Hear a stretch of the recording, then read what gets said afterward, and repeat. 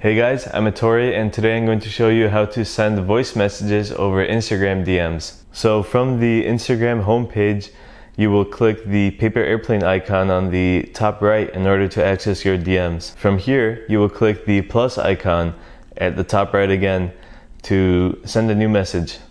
Here, you can enter the name into the search bar of whoever you want to send it to, or you can choose a recipient from the suggested below. Let's just send a message to LeBron James for this example. So we click his name, and at the bottom near the message there's a new microphone icon. We can press that and hold it in order to send our message. So let's go.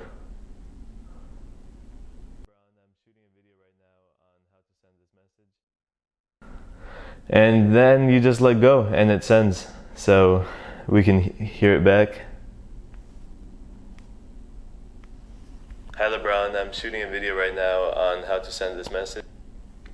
And there it is. I sent a voice message to LeBron James. And there you have it. It's pretty easy. I hope this tutorial helped you out, and let me know if you have any more questions. Thanks.